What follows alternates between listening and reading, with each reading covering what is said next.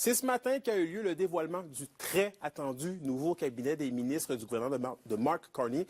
Ce qui retient l'attention en région, c'est évidemment la nomination de la députée d'Abitibi-Baie-James-Nunavik-Eeyou, Mme Gold Masti, comme ministre des Services aux Autochtones. Une première historique pour une ou un député de la région. Alors, William, comment cette nomination est perçue dans la région? C'est bien perçu? C'est très bien perçu, Anthony, et même notamment par le chef de la communauté de Lac-Simon, Lucien Wabanonik. Madame Gold Masti, elle sera en charge d'un des deux ministères liés aux affaires autochtones. Le rôle de son ministère est principalement de fournir des services aux Premières Nations, Inuits et Métis du pays. Il faut le mentionner, c'est la première fois qu'une Autochtone obtient les rênes de ce ministère. Gold Masti a été auparavant grande chef du Grand Conseil des Cris pendant près de 4 ans.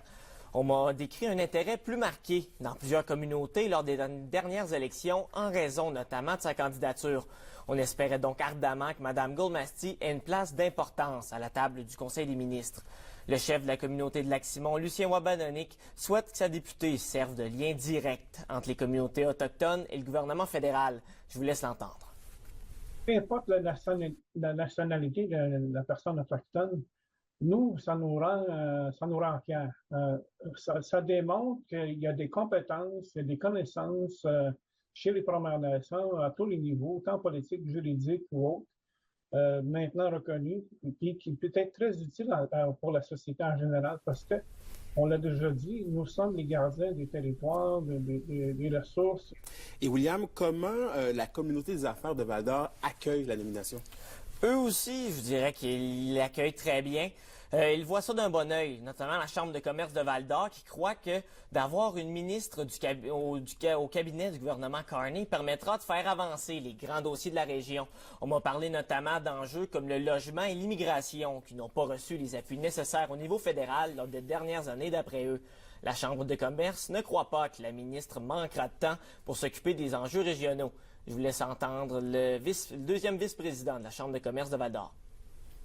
Pour nous, c'est une opportunité qu'elle va pouvoir faire de Val-d'Or son lieu de prédilection pour ensuite continuer de bien desservir les besoins de son territoire. Donc, c'est plutôt l'inverse qu'on s'attend, c'est qu'avec les mains comme ça sur le volant là, des décisions, elle va pouvoir enfin mettre en place toutes les stratégies qu'elle a pour venir nous appuyer.